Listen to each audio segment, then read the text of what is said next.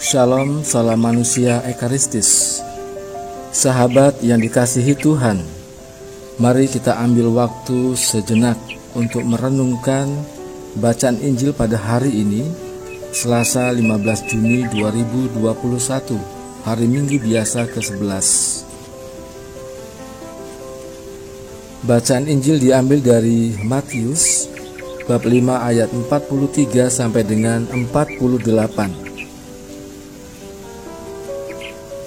Kamu telah mendengar firman, kasihilah sesamamu manusia, dan bencilah musuhmu. Tetapi aku berkata kepadamu, kasihilah musuhmu, dan berdoalah bagi mereka yang menganiaya kamu.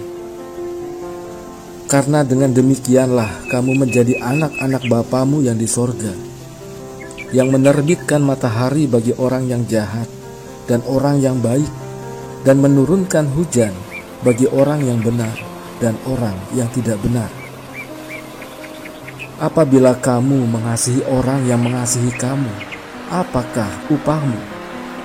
Bukankah pemungut cukai juga berbuat demikian? Dan apabila kamu hanya memberi salam kepada saudara-saudaramu saja, apakah lebihnya daripada perbuatan orang lain? Bukankah orang yang tidak mengenal Allah pun berbuat demikian? Karena itu haruslah kamu sempurna, sama seperti Bapamu yang di sorga adalah sempurna. Demikianlah Injil Tuhan. Terpujilah Kristus. Sahabat yang dikasihi Tuhan, seorang penulis Kristen bernama Alfred Plummer pernah menulis, membalas kebaikan dengan kejahatan berarti membiarkan iblis mempengaruhi kita dengan kebencian, iri, dan dengki. Membalas kebaikan dengan kebaikan adalah sesuatu yang sangat manusiawi. Tetapi membalas kejahatan dengan kebaikan adalah sifat ilahi. Sahabat yang terkasih, bagi sebagian besar orang, musuh bisa berarti seseorang yang memang pantas untuk dibenci, karena mereka menjadi ancaman bagi diri kita. Mereka menimbulkan ketidaknyamanan dan lainnya. Karena itu musuh tidak layak untuk diampuni, apalagi dikasihi dan didoakan.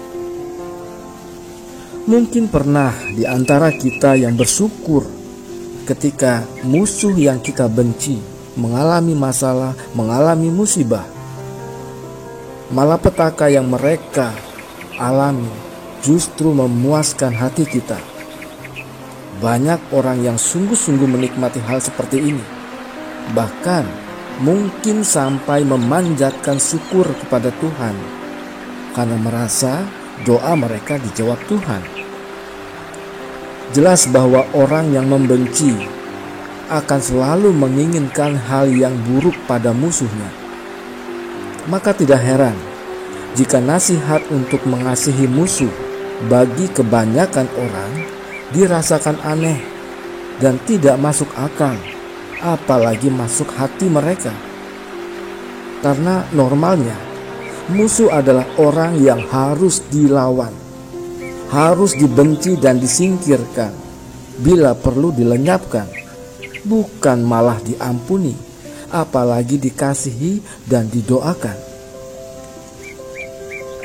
Sahabat yang dikasihi Tuhan, sabda Tuhan hari ini mengajak kita untuk berbuat baik terhadap musuh kita.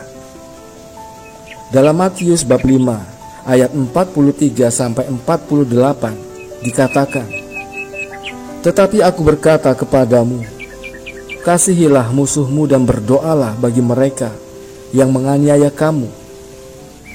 Karena dengan demikianlah kamu menjadi anak-anak Bapamu yang di sorga, yang menerbitkan matahari bagi orang yang jahat dan orang yang baik, dan menurunkan hujan bagi orang yang benar dan orang yang tidak benar.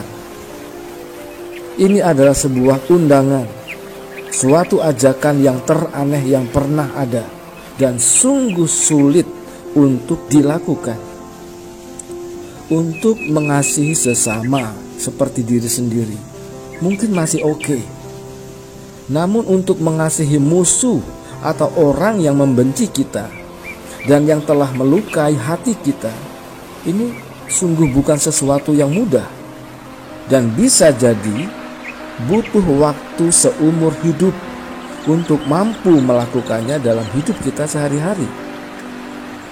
Sahabat terkasih, mengasihi musuh dan berdoa bagi mereka yang menyakiti kita adalah cara yang mampu menjadikan kita menyerupai Bapa di sorga dan akan memantaskan kita untuk disebut sebagai anak-anak Bapa.